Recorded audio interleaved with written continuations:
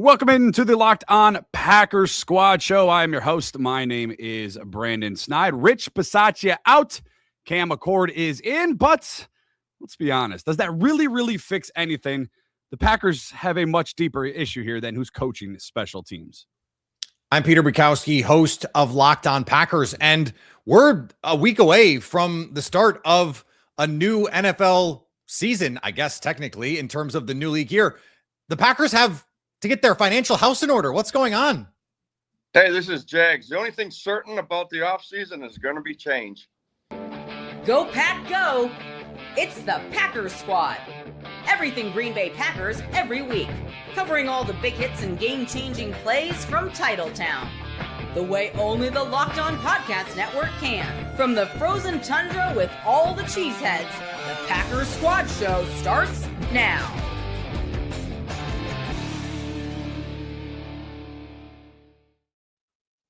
You are Locked On Packers, part of the Locked On Podcast Network, your team every day. Follow the podcast on Twitter at Locked On Packers. Like us over there on Facebook and subscribe to the podcast wherever you get audio podcasts, Apple Podcasts. Just don't ask Peter for iTunes, Spotify, wherever you find them. You can certainly find the Locked On Packers podcast, the number one Packers podcast on the internet, and the show for the fans who know what happened. They want to know why and how, thanks to each and every single one of you who continues to make Locked On Packers your first listen each and every single day. Tonight's episode is brought to you by our friends over at FanDuel. Use your profit boost on an NBA future and get entered for your chance to win a trip to the NBA Finals. Play your game with FanDuel, the official sports betting partner of the NBA. Lots to get to this evening. Is there a move that could be made right now for the Green Bay Packers? The trade market seems to be heating up around the NFL. We'll examine that. Plus, the NFL Combine has now come and gone. What did we learn? Who showed out? And did Peter see any future Packers testing during the week in Indy? We'll dive into that. And, of course, it is Tuesday. It is another edition of our free agency focus. Tonight, we'll examine the edge rushers, linebackers, and cornerbacks. But the big news, and it was a Friday news dump, and it pertained to the Packers special teams coordinator, and I want to begin there, gentlemen. The fourth special teams coordinator under head coach Matt LaFleur. Peter, when you look at Cam Achord, most recently in New York, he was also in New England as the coordinator. Is this a move for you now that you've had some time to dig into it a little bit? Is this a move that ticks that expectation needle up, down, or about the same when it comes to the special teams unit over there in Titletown? Brandon, I don't talk to kickers. So Nobody does, Peter. No, so I understand, Brandon, your point about, hey, this doesn't really change anything because the Packers institutionally don't care. I fundamentally disagree with that. But I do think that there was probably some disagreements about the way that this was all going down, about who the players he had access to and some of those kinds of things. Matt LaFleur not allowing certain players to be playing, Keyshawn Nixon not being allowed to be the kick returner. My understanding is some of that stuff was real. But we just got reporting from Tom Silverstein that Rich Bisaccia wanted to leave because he wanted to be closer to his family. He's getting older. You know, his guy's in his mid-60s now. He just, you know, he wanted a different speed. And I said this on Twitter. I caught some heat for it. Let's be honest, guys. I could see him saying, like, I'm getting too old for this. You know what? You know, like I don't need the stress. I don't need to be working this hard, and I don't need to take this much guff from a fan base. Let me just go coach in college. Hours are easier. Yeah, the pay is not as nice, but I get to be closer to my family. Like he's doing what most people in their mid to late 60s do. They're retiring to the South. Coach, when you look at the Packers special teams, I didn't answer your question even a little. No, that's okay. I still love you. Coach, when you look at the Green Bay, I just know where you're going to go with this, Brandon. That's the problem. Well, I'll get to it, and we'll dive into all of it. We'll argue and we'll fight, and we'll still hug it out at the end. Coach, when you look at this, what are the expectations around the Green Bay Packers? What do you think success realistically looks like for the Green Bay Packers in year one under Cam Achord? Now, obviously, the Packers bottom half of the league in returns and punts and kickoffs. They were in the top 10, however, in punt coverage and kick coverage. But if you're going into that position, Coach, and the expectations, let's be honest, if you're a Packer fan, they're relatively low. Like, we're just telling you to be in the middle. And I think the Packers could probably swing 1 or 2 wins if they're in the middle. What do you think realistically the success looks like in Green Bay this year under new special teams coordinator Cam Achord? I think what we saw in the past with Rich, and Rich is a good football coach, and you're right, when you're like mid-60s, it takes a lot of energy. And I know there's a lot of money on the line. Coaches get paid a lot of money. But the energy it takes to coach in the NFL, really, and major college football, man, it takes a toll on your body. And, he's been doing it probably over 40, 45 years, just like myself. So it takes a toll. But I would like to see consistency. I think consistency would really help the Packers because they were consistently inconsistent last year. They really were. And as a coach, when I was always looking at my teams, I wanted the best players on the field for my special teams, because guys, that's 1/3 of the football game. And how many games can turn on a special teams? Packers probably play wins maybe this year if they had a better special team. Right. And again, if you were more consistent and you had your best players out there. Now, on LaFleur's thinking, he doesn't want to get guys hurt. I get that, but you only got 45 guys up, so we always played our best players, and if you needed a rest, you didn't get a rest on defense. Or on special teams, you got a rest on defense so you could play special teams. Peter, do you think the Packers actually care about special teams? Like, legitimately, like when you look at this team, this is the 4th coordinator under Matt LaFleur. They haven't had a top 10 unit since I was in high school back in 2007. Not to make you feel old, Coach. I apologize if I did. That's okay. They haven't had a top 10 unit, Peter, and we're going on 20 years. Do you believe, really be real, that this organization, you can blame Goody, you can blame LaFleur, but there's issues obviously before that. Brandon, I would like to see the evidence from other teams that they care significantly more about special teams. Like, what is the evidence that I can give you one, and I can give you one in the last 3 to 4 years. They've drafted or have acquired guys that actually return footballs on punt returns and kick returns. When is the last time Green Bay has done that? Jaden Reed, and before that, Amari Rodgers. They're not using him in that. Well, but that's because he wasn't very good at it, Brandon. That was part of it. Like, okay, he kept and then they let. I know the McCall Hardman, but so there's a difference between having a bad plan and having a plan that doesn't work out. Like, they drafted Amari Rodgers for special teams. Oof. They drafted Anders Carlson to play special teams. Oof. They drafted Tariq Carpenter to play special teams. It turns out those guys just stunk. Like, it wasn't that they didn't put in the effort to try and do something. Their efforts were unsuccessful. I think they drafted Savion Williams with the idea that he would return kicks. He just wasn't any good at it. But he didn't do it in college. But he's a big physical guy with a ton of speed, and he was the wildcat quarterback. Like, he's kind of the perfect guy, given the current rules in the NFL with kick returns. He's kind of the perfect guy to return kicks. Now, they don't have a body type to play punt returner because they don't draft slot corners and they don't draft true slot body type receivers. But like, even when they won the Super Bowl, you know who was returning punts for that 2010 season? Do you remember who it was? Tramon Williams. He was their starting corner. Like, is that so different than Romeo Doubs doing it? I don't think so. So, yeah, but Tramon Williams is a better returner he was punts. A better returner, but he just happened to be a better returner. I mean, Romeo Doubs was. If he wasn't, he'd still probably have been doing it. There were still times that season and in 2011 when, like, Charles Woodson was returning punts because they felt like, okay, we need to have some, like, he was a defensive player of the year back there, occasionally returning punts. They didn't draft somebody to do that. So I just reject the notion that other teams are working so much harder on special teams. Coach and I have talked about this on the show before. Your backup linebackers, your backup tight ends, when you draft those guys 3rd, 4th, 5th rounds, you're playing special teams, period, on every football team in the NFL, on every college team in the NFL, in the nation, on every high school team in the nation. If you're a backup tight end, a backup linebacker, a backup safety, a backup running back, you play special teams, period. It is worth noting, not to cut you off, I apologize. It is worth noting the Seahawks, the team that just won a Super Bowl, made a trade midseason for a core special team guy. And it really helped them. I will push back on that. He was, but they gave up enough compensation that they expected him to play receiver, and he just didn't. He was not an impactful receiver for them, and they gave up. They drafted him. They traded for him Rashid Shaheed is the person you're talking about. Correct. To be an impact receiver in their offense, and he wasn't. They got lucky, basically, that he turned into an impact player on their special teams.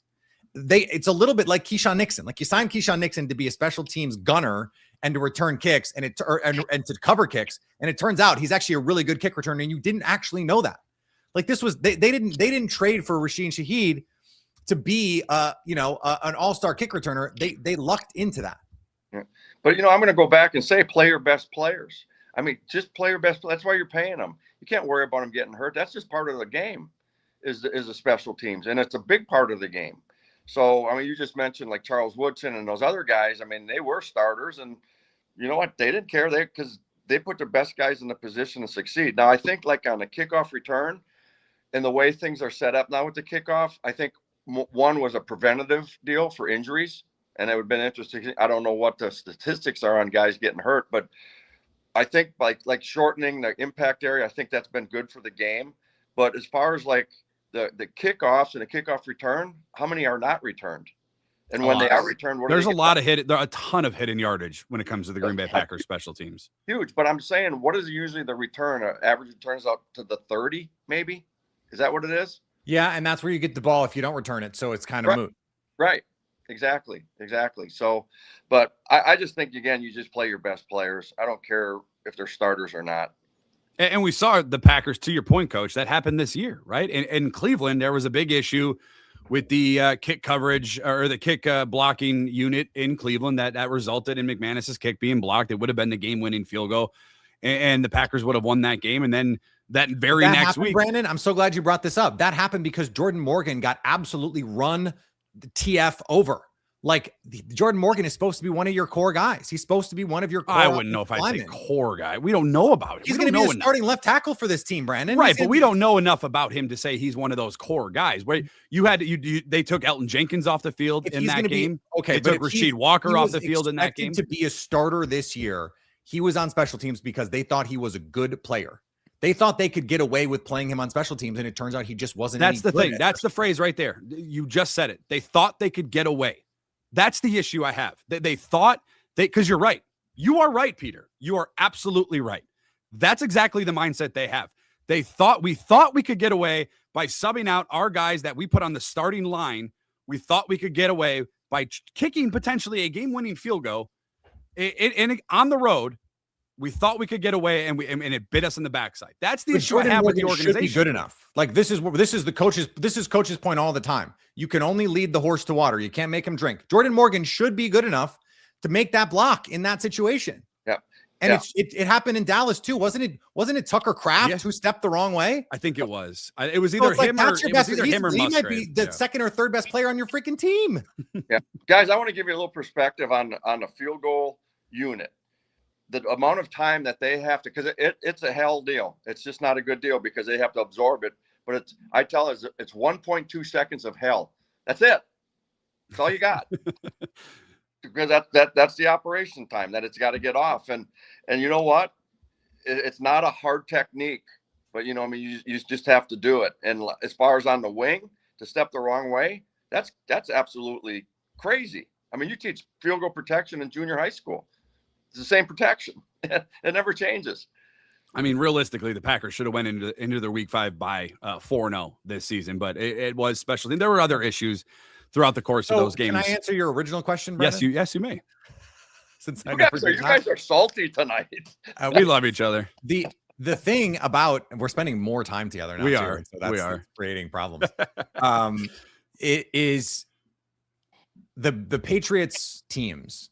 What Bill Belichick was so great at for so long is they were always the most prepared team in any game. And their whole mantra was, we are going to let them make the mistakes. We don't have to have the better players if we make fewer mistakes. It doesn't matter if they've got more talent, they got more dudes. If we make fewer mistakes, we will win. And they did over and over and over. And they were, in 2020, the #1 special teams in the NFL. Now, they progressively got worse. Cam, I will point out, is only 39 years old right now, which means he took over that job when he was 33 years old. So maybe he was not ready for that in the moment, but he learned at the feet of Joe Judge, who is one of the best special teams coaches like one of the rare special teams coaches to get a head coach. He was such a good special teams coach. And so I think that this is an opportunity for him. He's one of the things that I love is he coached Matthew Slater, probably the best non-returner special teams player of his generation. And he has been the coach, been the coordinator when basically every type of player on your special teams has been a Pro Bowler or an All-Pro. He's had returners, he's multiple returners, kickers, and your special teams, your gunners, your core special teams players. And that's the kind of thing that I really like. This team needs to be on its details. They need to play more with more discipline, and they need to have a plan, coach. So much of when I watch the special teams, I go, do they know what they're supposed to do in a given situation? If they kick the ball to the 5, what do you do? If they kick the ball on the ground, what do you do?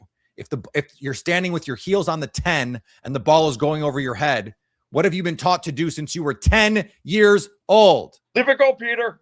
Thank you. But how many punts did the Packers catch inside the 10 this year? Half a dozen. Yeah. They fielded the ball at the 5-yard line. Like it just didn't seem like there was a plan or the details and the discipline. And you hope that a young coach can come in and go, I've got a plan for this. I assume that's what he sold Matt LaFleur on. And you hope that that's where this was not the cheap out move. I know there's been some accusations about, they don't want to pay their assistant coaches, things like that. I wanted a young coach. That's what I wanted, a young coach who was a forward-thinking coach, and you hope that that's what you got. If special teams were one of the issues last year that resulted in the Packers season ending early, the defense may have been the other one. And that, ladies and gentlemen, is where free agency could get really interesting in Green Bay. Our latest installment of our free agency focus here on Locked On Packers Squad Show coming up right after this. Today's episode is brought to you by TurboTax. It is tax time, but for a lot of us, the old way of doing taxes, it's quite a bit. Trying to book an appointment, that's not the most convenient. Sitting in a waiting room with stacked papers, emailing back and forth, and wondering if they really get your situation. But this year, you're getting a major upgrade. Intuit TurboTax now has in-person locations nationwide. You can meet face-to-face with a real tax expert, and your documents get uploaded straight to your TurboTax app on the spot. And just like that, you are done. Your TurboTax expert works to get you every dollar you deserve while you get real-time notifications as you go about your day. It's the relief of walking in and meeting a real person and walking out knowing your taxes are being handled the right way. Head to TurboTax.com/local. Once again, TurboTax.com/local to find a store near you and book your appointment today.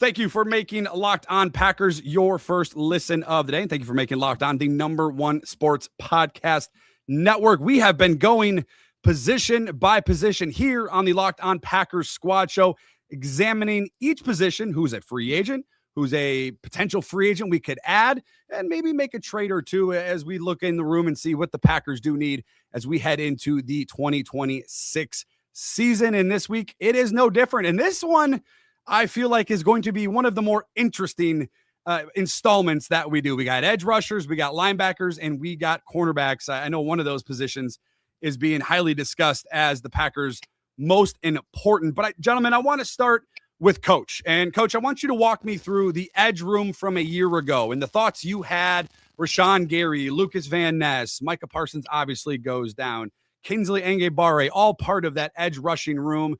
What did you take away last year? What did you see from your eyes for the Green Bay Packers when it came to rushing the quarterback? Well, I thought, obviously, Parsons, the guy's in the league of his own. It's a shame he got a knee and everything, but that guy was so super productive.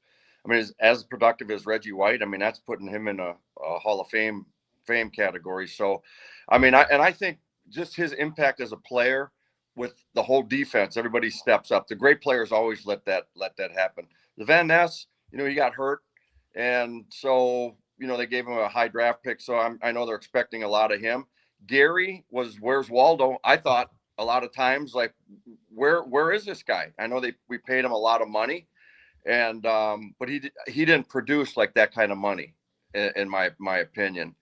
Oh. And then Ugabari, I tell you what, he made some plays that were impactful, and I think the more time he gets, I think the more impactful he can be. The play that for Kingsley Enagbare that sticks out, Peter, is at Lambeau Field against the Bears. He makes that tackle, I think was it 3rd and 1 or 3rd and 2 or whatever it was, forces that 4th down, and then Caleb Williams would throw the interception over there to Keyshawn Nixon, who we'll examine later for the cornerback room. But Peter, let's look at the Green Bay Packers, who's pending free agents. Kingsley Enagbare, who we both have mentioned, all three of us have mentioned. 26 years old. He's been in the league for 4 years. He's your only unrestricted free agent in that room. The only one that's unrestricted. You have two, however, restricted free agents. Brenton Cox Jr., also 26. Aaron Mosby, also 26 years old. Peter, those three guys, is there any interest in potentially trying to retain one, two, maybe all three of them?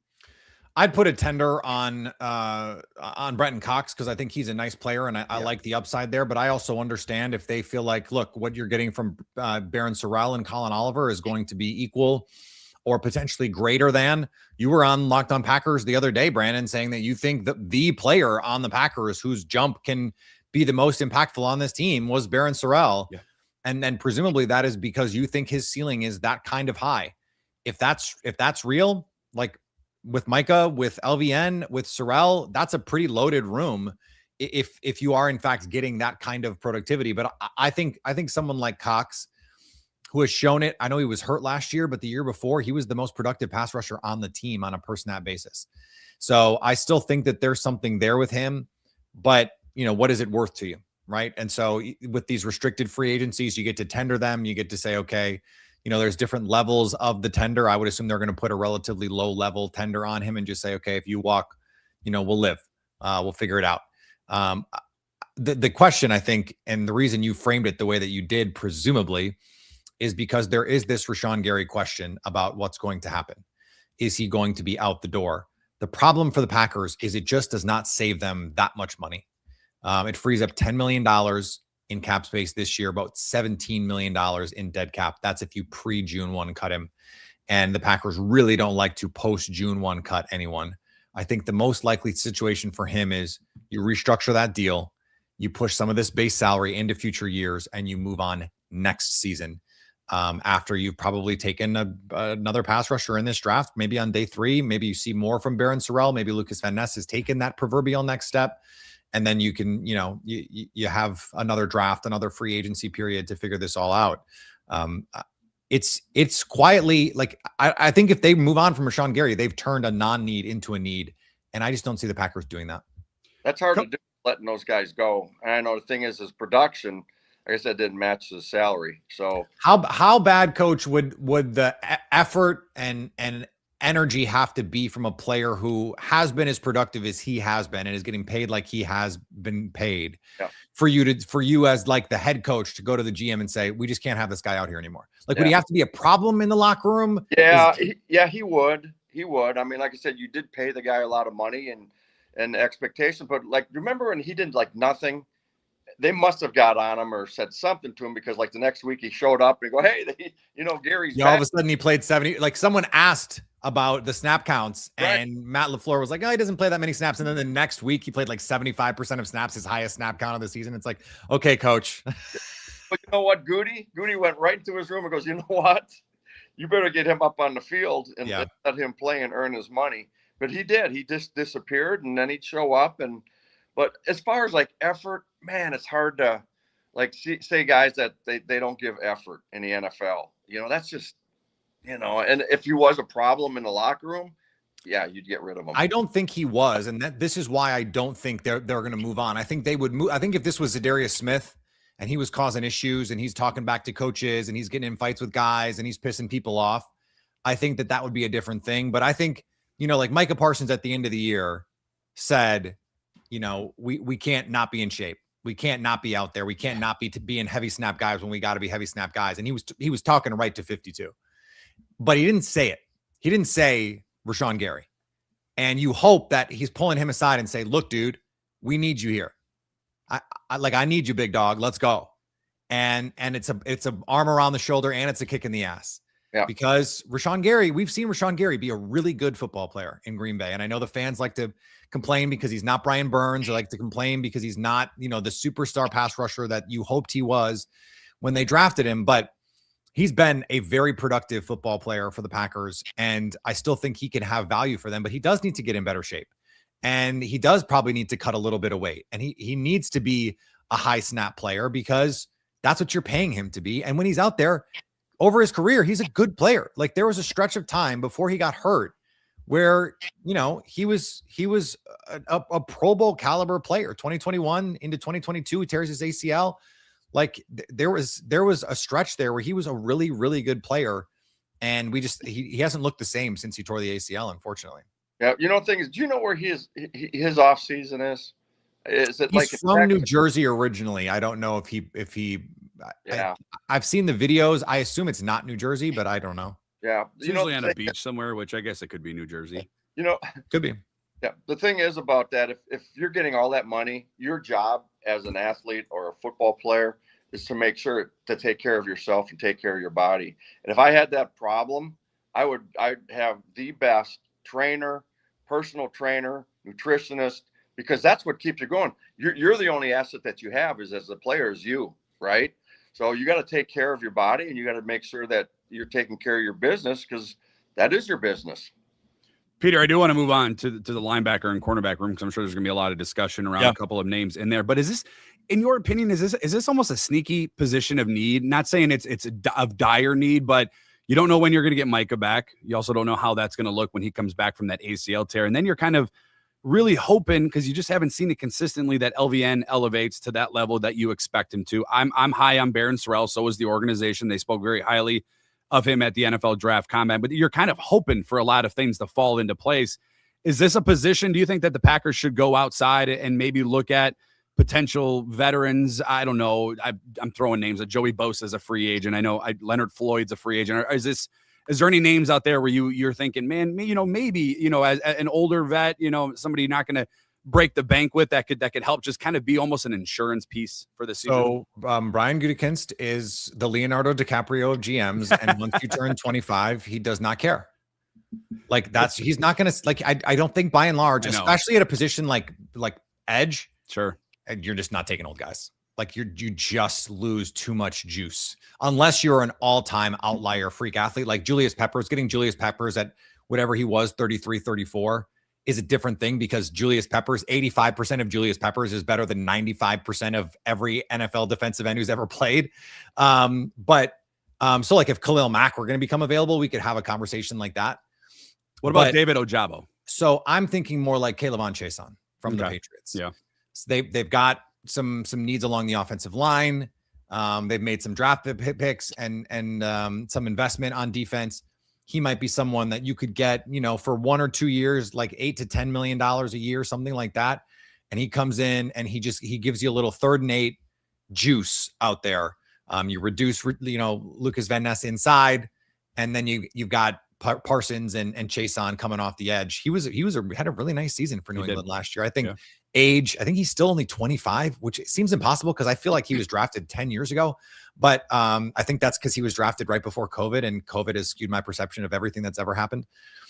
And so I think that one makes sense. I think more likely though, and I could see that, but I think more likely you take your shot on day 3 with whatever the 2026 version of Colin Oliver is. You find, that scout that's banging on the table, coach. He's got the red star next to his name because one of the scouts is just in love with him. Like you take that guy who's got the, who jumped 40 inches and had the 11-foot broad jump and the 1.5 10-yard split, but played for Southwestern Missouri State. Like that's what you do on day 3. I think that's what the Packers MO is anyway. I was always interested in like some guys drafted off of like testing. You know who that big guy was Al Davis. He was, he leaned on that heavily. If you ran a good 40 time, you were getting drafted by Oakland. Really did, or if you were I was just saying this to someone the other day. I think it is easy to forget because we call it the Ron Wolf tree that Ron Wolf learned from Al Davis. He did, but he didn't do that. It was important. It's not quite the same, right? But if you look at the NFL, because there's a data guy that's a Browns fan that I was just talking to about this. No one has prioritized early draft picks with great 40-yard dashes more than Brian Gutekunst since Brian Gutekunst became the GM. Wow. It's not close. Like they want super athletes early on in these drafts. They want big, strong, fast. And that's an Al Davis thing. And Al Davis, Ron Wolf learned from Al Davis. Now half the league is from the Ron Wolf tree, right? Like half the seemingly. I mean, it's really like almost a third of the league is a former Ron Wolf or Ron Wolf tree GM, including his literal son. Yeah. And Ron Wolf hired Brian Gutekunst. So it's not surprising that these are the kinds of things that they prioritize. If one of these pass rushers fell because, like, let's say they've got, there's a group of guys with short arms. Maybe you just say, screw it. Let's, you had a first round grade on someone. He fell at 52. And yeah, you don't really need another edge rusher, but like this guy's too good. You got to take him. Yeah. I could see that happening. And this is a weird draft. Weird stuff is going to happen. The thing is about those short-armed edge guys, you know what those tackles are? They're all 35, 36-inch reach, right? So that would be where we're like, well, can he get in on it fast enough, right? Minus the one in New England, but we'll digress on that. Let's move to the next. Let's move to the next position. Coach, we're going to examine the linebackers. What did you think last year of the Green Bay Packers? Yeah, obviously I had Quay Walker, Isaiah McDuffie in there, Edgerrin Cooper, my guy, so don't badmouth him. Coach, what did you think of the linebacker? How would you look at the linebacker group from a year ago for the Green Bay Packers? I really like Cooper. I know that you have a jersey of his too at your place, and but I thought Cooper. It's his pillow, Coach. Oh, is that what it is? Okay. Thanks for correcting me on that one, Peter. That's good. But I like Cooper. I thought Cooper was really a good football player, really good football player, and he was productive. One of the things that I don't think they did enough with him is pressure him. You're right. You're so right, Coach. Because he was pretty good at that, as a matchup. And the thing is, when you're going up against like running backs and that, I thought that was a pretty big mismatch, when he could get going downhill. I like Quay Walker too. I thought Quay Walker had a lot of production. But I don't know. I don't think we're keeping him, right? I mean, they're trying to get rid of him. Well, that's what we're going to get into now. But we're going to get in there because you brought up a good point. Before I get into the numbers for Quay Walker, and who else is an unrestricted free agent? Peter, correct me if I'm wrong. Was Coach brings up a great point. Was Edge Coop used more last year as a pass rusher than this year? And is it just because the Packers got Micah Parsons this year? Because it feels like there's a missing element to the defense that Jeff Hafley just decided not to unlock. I think you're right to connect it to Micah Parsons, because one of the things that they did anecdotally, I can look it up here, but anecdotally, I would say they did not use Edgerrin Cooper. This is the AA coach. They used Edgerrin Cooper in those AA mug looks in 2024, at least to my eyes, anecdotally, much more than they did in 2025. And there were times when they lined him up on the edge and they'd run twists with him, big looping stunts with him coming around inside. And they worked because he's just a freak athlete. I mean, just an alien athlete. And they didn't lean into that as much this last year. And I can't really, tell you why that is. It doesn't make sense to me. Now, I know that I said this on Twitter the other day, and Brandon, I think, will at least appreciate it, that because Coop didn't take a big step forward, the word that I hear most often with him is disappointment about what he was in 2025. He was still Pro Football Focus's 13th highest graded linebacker last year. And so it's not like he was a bad player. He was still a really good player. We just thought he would be like Pro Football Focus's third graded player. Like we thought he could be the best linebacker in the NFL. And I think we have to remind ourselves all too often, progress is not always linear. In fact, it often is not. And so I still think he's a really good player. I still think Jonathan Gannon and Bobby Babbage can do a lot of really cool stuff with him, but I'd like to see them use him more as a blitzer, as someone who is attacking in that way, because he's got the skill set for it, man. He really does. Let's get into the pending unrestricted free agents for the Green Bay Packers as we get set for the new league year. What are we, 9 days away from the new league year? Quay Walker, we've mentioned him a bunch. Coach, you mentioned him. He is 25. He'll be 26 at the start of the year. He is going to be your unrestricted free agent. We just talked about special teams, boys. Nick Nyman, also a pending unrestricted free agent. Peter, do any of those two money? I don't know. According to Spotrac, Quay Walker's expected in the market of the $8 to $9 million for his upcoming deal in his second contract. Is there any hope or any thinking that the Packers should retain one or both of those guys? If Nyman's a core special teams player, so I think that that would make sense. I think the how much they Spotrac care about special teams. Exactly. I think Spotrac is wrong. Okay.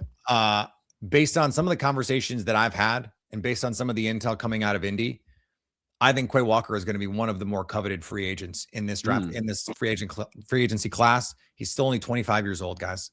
And as a former first-round pick, went to Georgia. The production, as Coach mentioned, is there.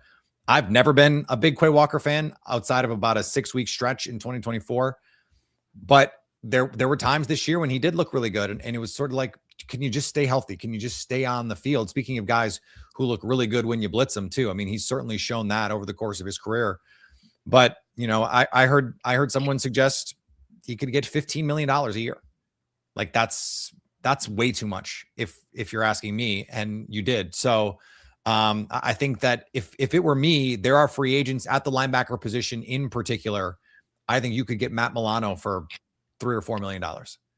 I think you could get Demario Davis for 10.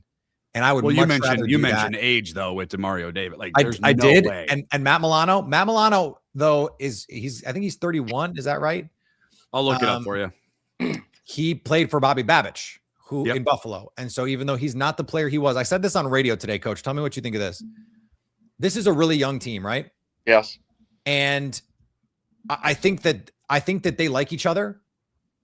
And I'm starting to test drive this take that that's a problem, and that they need some older guys to come in and start a little trouble, to create a little friction and start pissing people off, to say, hey, this is not, I know we're boys and stuff in here, but we're here to win football games. So let's stop playing grab ass and let's go. Yeah. Because I'm sick of not winning a Super Bowl. If I'm Matt Milano and I've been an all pro in this league and I've been in Buffalo and I'm getting my teeth kicked in the playoffs every year, I'm coming in and I'm coming in pissed off. And I want to go win a Super Bowl. So let's lock in and let's get it done. I think they need a little bit of some edge, competitive discontent, maybe. Yeah. Well, the thing is, you can do that if you're a good player. Obviously, that kid Milano, you're talking about the Milano guy, and here's the deal: like, he has been through it, and he's decorated, in this league, so he could come in and have instant credibility in that locker room. Exactly. So I think some of that is good, Peter. I don't think you want too much of that, because then you get too many voices. But I think the Packers have zero. Man, you may be right. Or something close to it. Well, yeah. I do, but would you put Micah? Because you kind of talked about him calling. Would that be one? So like, I think Micah absolutely has set the tone, but I also think Micah Parsons last year is just getting a feel for what's going on. And I think that's why by the end of the year, you hear him being more comfortable. And I think he sees a power vacuum. I think he sees a leadership vacuum and is going, this is because this was not him in Dallas. He was not that vocal a leader in Dallas, because you've got Dak and he's a veteran. You've got CD.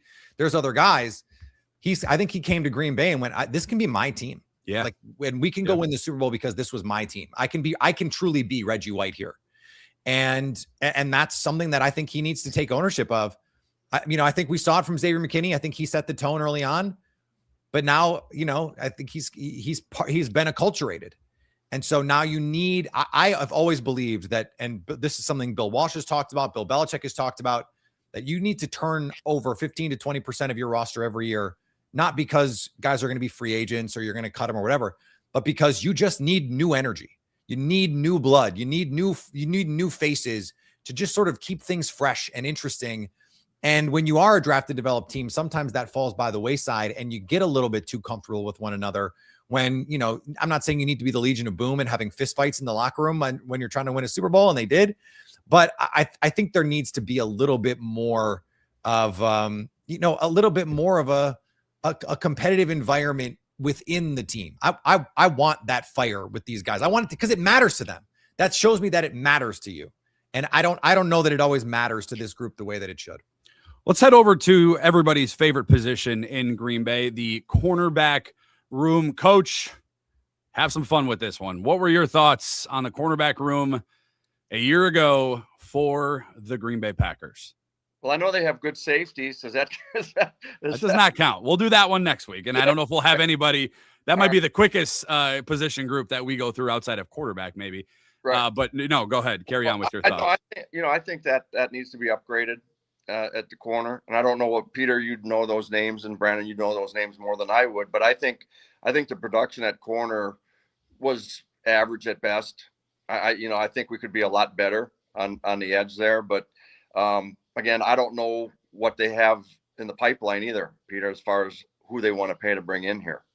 Well, let's get into the Peter real quickly. Let's get into the unrestricted free agent, the lone one in the room, Trevon Diggs, 28 and a half years old. And then they have some exclusive rights free agents, Bo Melton, Kamal Hadden, both of those guys, obviously relatively younger in their career, 25 for Kamal Hadden, 26. Yeah, and the way exclusive rights free agency works, it's basically like you get to pay them nothing and they have to stay with the team. It is it's actually like it's a pretty bad they have no deal leverage. Players that's the deal, but that I expect Bo Melton and Kamal Hadden suffered a brutal ankle injury at the end of the year just when they were saying he was playing his best football. But I don't think you can count on him, and who knows what position Bo Melton is going to play. I did find those Edgerrin Cooper numbers, by the way. He pass rushed on about 6% of snaps last year. It was closer to 10, in fact, over 10% the year before.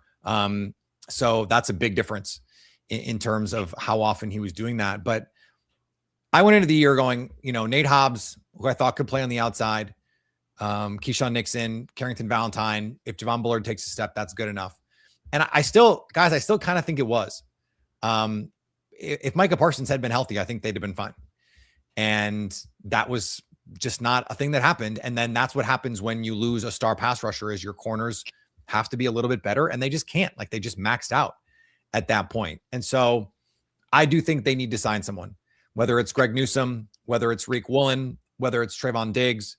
I think they need to bring in someone, because this draft is very particular. It's very weird.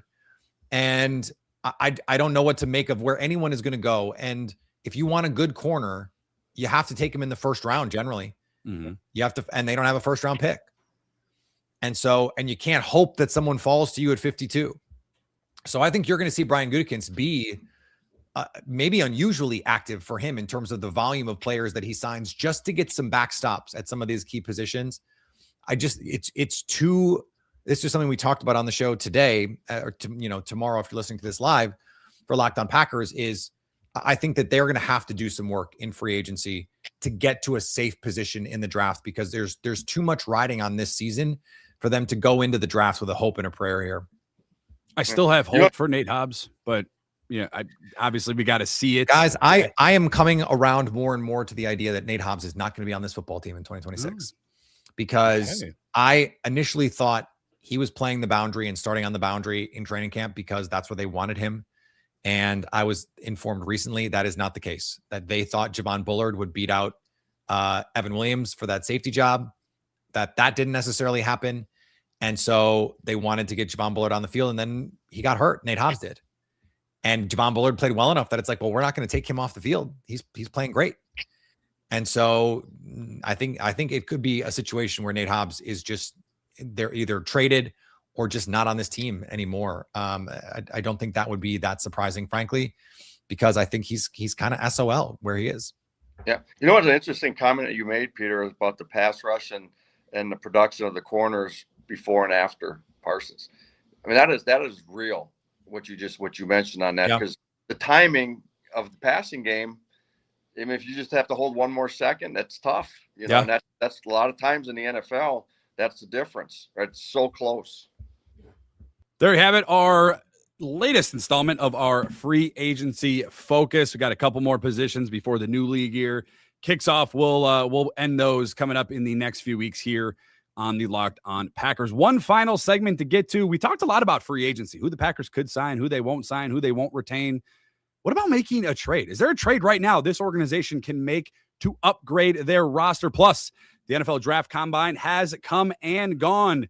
What stood out to Peter? We'll examine that coming up next on the Locked On Packers Squad Show. Today's episode is brought to you by Indeed Sponsored Jobs. Workplace chaos, deadlines stacking up, inboxes overflowing, and the one position you have to fill is still sitting there open. When the pressure's on and you need the right hire, this is a job for Indeed Sponsored Jobs. Indeed Sponsored Jobs helps you reach the people who actually fit what you're looking for, the skills, the experience, the location, so you're not just hoping the right candidate stumbles across your post. And here's a stat that sort of sums it all up. In the minute or so I've been talking to you, Companies like yours have made 27 hires on Indeed, according to Indeed data worldwide. So if you're hiring, spend less time searching and more time interviewing candidates who check all of your boxes with Indeed sponsored jobs. And listeners of the Locked On Packers Squad Show will get a $75 sponsored job credit to help get your job the premium status it deserves at Indeed.com/podcast. Just go to Indeed.com/podcast right now and support the Locked On Packers Squad Show by saying you heard about it on this very podcast.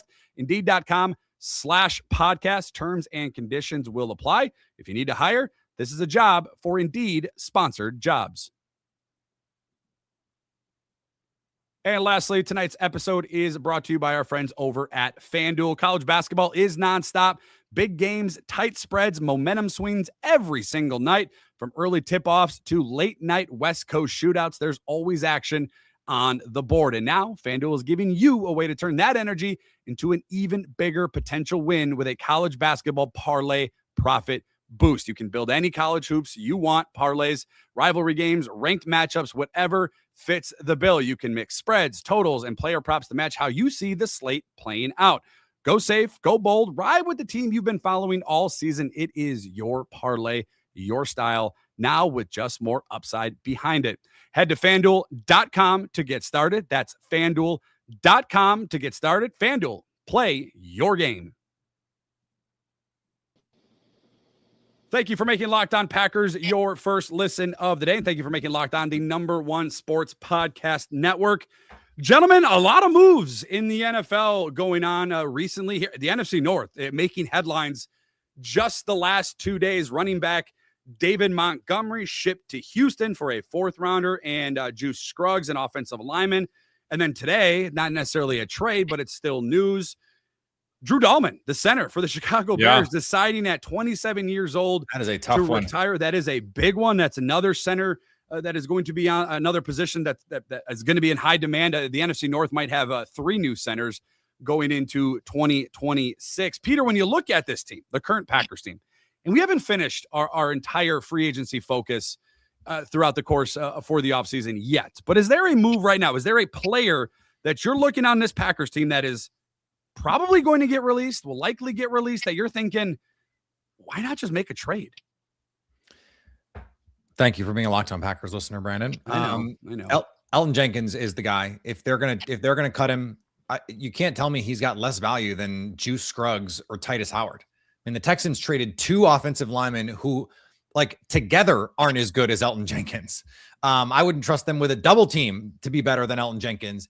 And so if you're going to move on from Elton Jenkins, and I think they are to save the money, then I have to believe you could get real value there. Offensive line, coach, it is an epidemic in the NFL. I mean, the quality of the line play, I don't know that it's ever been worse, frankly, around the league.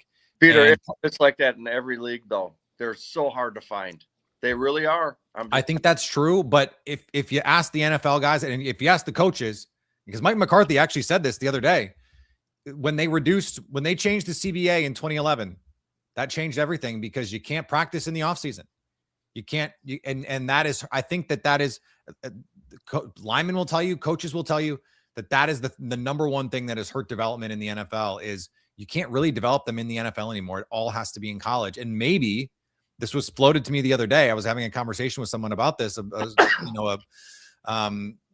who knows the college game really well. They were like, maybe the NIL is actually the best thing that's going to happen to college development for offensive linemen, because they're going to have to just keep playing, or they can just keep playing, and that can improve. It's just a time under tension thing. And maybe they come to the NFL a little more ready for the rigors of what they're going to be faced with. But that to me is a trade that I would make. And then, Brandon, you didn't ask me this question, but I want to answer it. Is there a player out there that you think is worth the Packers going to pursue that would really move the needle for them? And if you're in teardown mode and you're looking at a roster that's looking for a quarterback, and you're a first-year coach and you're a first-year GM that might have connections to the Green Bay Packers, and you've got a star running back that's going to want to get paid a lot of money, but you're kind of going nowhere fast, would you be willing to trade Devon Achane to the Green Bay Packers for something, for a player that they maybe always liked with John Eric Sullivan and Jeff Hafley? Is that something that could be worked out. And the speed element in this offense in the backfield is glaringly gone. And I think Josh Jacobs is not going to be on this football team in a year. And so if both of those things are true, could you swing something where you're giving up assets, future assets, maybe a player, maybe you're sending Elton Jenkins down to a place where they need offensive line help in Miami and a pick for Devon Achane? Can I interest you, Brandon, in that kind of trade? Potentially. I want to think Josh Jacobs will be here longer, but I think you're probably right based on miles on the legs and obviously age. I don't know if Devon Achane is the one I would potentially go after, but I would be open to that because I think Matt LaFleur would have a lot of fun with that in his offense. So I would definitely be open to that. Let me throw another one at you two and again, this might not be realistic because of the money situation. What about Aaron Banks and trading him a little bit more control there and keeping Elton Jenkins at left tackle, left guard? The money is the problem there, Brandon. Yeah. Like I hate to just like cut you out at the knees on this one, but the dead money, it's just not workable. It is for Elton Jenkins because you save all of it, but it's just not. I mean, I think that's fantasy football at this point. Yeah. Hey, the thing about Dahlman. It's funny you said I was talking to his dad the other day, Drew's dad. And, really? Yeah, Chris. You know those guys. I was with in Atlanta, and Dahlman wanted to stay in Atlanta badly, and they said Raheem Morris goes, yeah, we're going to take you, and then they never called him. That's why he ended up in Chicago. So it's interesting that he's coming, at 27 years old, saying I'm going to retire. I mean, he's still. I mean, that's kind of in your prime, isn't it? I mean, 25, 26, 27 years old as an offensive lineman. So that was interesting. There seems to be a lot more trades, and maybe I'm just prisoner of the moment. There seems to be a lot more trades this offseason than we've seen in years past. And again, that might not be factual, but Peter, does it worry you now? The Lions will likely need a center. The Bears obviously will need a center. The Packers, we don't know. There's Sean Ryan. We went into the offensive line in the free agency focus a couple weeks ago. This is all the more reason if someone wants to give you a 7th round pick to send Elton Jenkins to not Detroit or not Chicago. Yes. If that's your question, yes, it does. That does concern me. And so, because I think Elton Jenkins would want to do that. Yeah. Especially given, he held out, guys. Let's not forget. Sure. This is a guy who held out last offseason because he knew the writing was on the wall. I mean, the writing, it looked like a truck stop bathroom on the wall. There was plenty of writing. And it was like, hey, you're not going to be here in a year. And that's why he wanted, hey, if I'm going to change positions, take care of me and give me some security. And they said, thanks, but no thanks. And it would not be surprising at all to me, Coach, if it turned out that was weighing on him. And it didn't, it turned out exactly the way that he didn't want it to turn out, which was he ended up getting hurt. Yeah. And now that hurts his value even more coming off a season. He didn't play his natural position. He made a sacrifice for the team. And now the team is going to kick him to a curb. It's a tough business, but it is a business. That's exactly right. It's not personal. How many times do you hear that? It's not personal. It is business, and it's all about money and production. Move to be made or not to made. We'll see what the Packers do. The new league year just getting started. Before we get out of here, gentlemen, the NFL Combine did come and go last week down there in Indy. Coach, when you were in Green Bay, or when you were in the NFL in general, how much did you pay attention to the NFL Draft Combine? Did you watch the 40 times? Did you watch the 3-cone? Did you watch the gauntlet? Did you watch the verticals? Did you pay any attention to the numbers and the events at the NFL Draft Combine when you were coaching in the NFL? Oh yeah, I went to everything. I mean, everything. And the thing is, they do give you a book of all the times and the heights, weights, and all the measurables. They give you a book at the end, but you're always there filling it in as it goes. So it was a lot of fun. I always really enjoyed the Combine and seeing all the players and getting to meet them. And so I always really enjoyed the Combine. What do you think are a few, I'm going to kind of sort of put you on the spot here a little bit. What are some of the more important events that, I mean, I know it's come and gone, but if fans are out there looking at, let me go look at an offensive lineman. Let's see what his numbers were at the Combine. Let me go look at a defensive lineman. Let me see what his numbers were at the Combine. Maybe cornerback. What are the testing events that are the most relevant to potential success in the NFL? Well, the ones that are always fun to watch is the skill guys in the 40. I mean, have you ever seen a 4.2 or a sub 4.3? It's amazing how fast those guys are. But usually on most of it was like skill evaluations, guys moving around, how they move, and they put them through all sorts of drills, every drill, like every linebacker drill that you could do, you see it. Every line drill, you see it. And the quarterbacks, you guys see that. I mean, the quarterbacks and the receivers and tight ends and all that when they start throwing. So, but yeah, I think, Coach, it's as much about being able to put a stamp on an eval than it is anything else, right? Like you go in and you think, hey, we think this guy can move really well in space. When you see the drills, you go, okay, I get to see it. That he looks the way that I thought he would, and then you just get to go, yeah, all right, yeah. We believe in our eval. Here's the thing too, when you see that movement in person, and then all of a sudden you start studying his college film, you go, yeah, I saw that. Right. Exactly what I saw at the combine. That's exactly what he's doing there. And I bring that up only because if you look at Brian Gutekunst since he's been the GM, and we're almost a decade in now at drafts, he has never drafted a player in the top 50 without a complete athletic profile. We have to. So because that's where the risk is, right? We don't know. And the one guy he drafted in the first 2 rounds without one was an enormous mistake. And it was Josh Myers over Creed Humphrey, who not only had an athletic profile, he had one of the best athletic profiles for a center ever. And he's turned into a multi-time All-Pro. So Brian, trust your board, trust your instincts that you want an athletic profile, and go get those premium athletes, because usually premium athletes, I know people like get mad when the Packers take these premium athletes and they go, oh, underwear Olympics. It's like, guys, no. The best players are usually the best players because they're the best athletes. Yeah. Like Jamar Chase is one of the most athletic receivers ever. Justin Jefferson, one of the most athletic receivers ever. Calvin Johnson, come on. One of one alien athlete. Give me a break. Like Christian Watson. Christian Watson. It's the tail wagging the dog here. It's not the other way around. So if you guys ever like watch like kids in grade school and you go, that kid's the best one, it's because he's the best athlete. Exactly. And you know what? That shows up at the combine. It really does. It goes, that's the best one. And they stick out like a sore thumb. Can you remember a guy, Coach, that you saw at the combine that made you guys in your process go back and say, hey, wait a second. We watched 2 games of his and we might've written him off a little bit. Maybe we got to go back and watch some more tape. You know what? You guys are going to go like, oh, okay. And he is a Packer, Mark Tauscher. Guys, I mean, the story on him, Barry Alvarez, he wasn't going to play anymore. And Barry Alvarez talked him into playing. And all of a sudden, I think it was a 7th round pick, wasn't he? Yep. And I tell you what, like at the combine, he did everything right.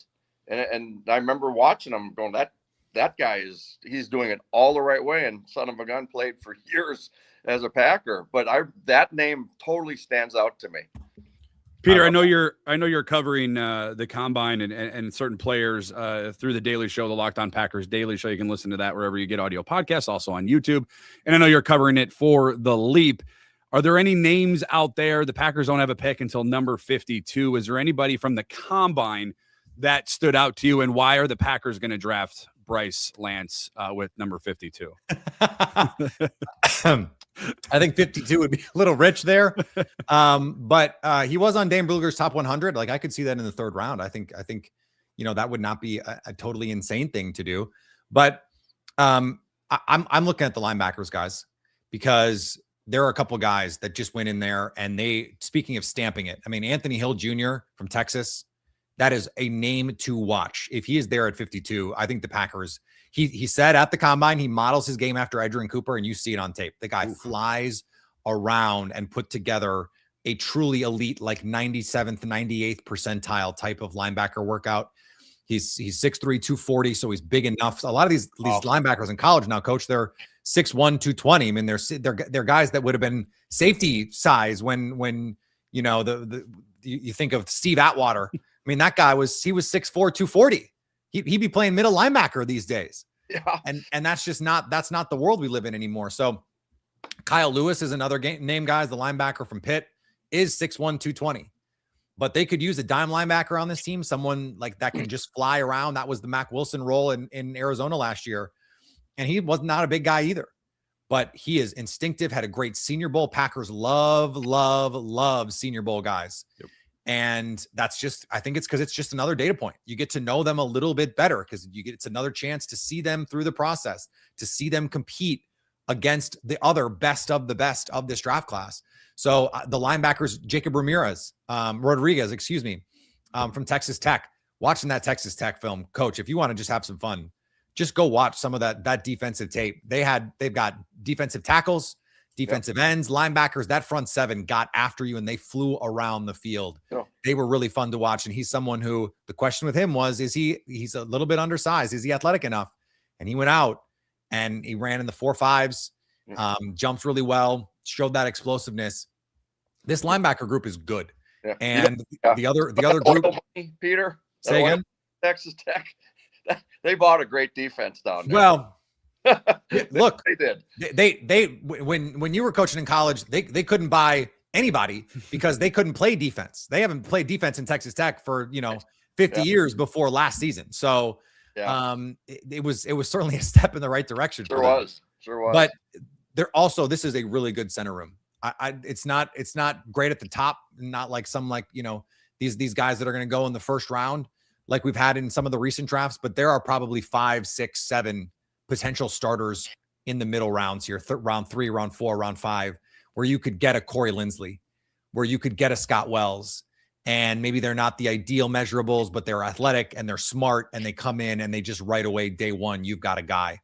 And I think that's kind of what the Packers are hoping for here, frankly.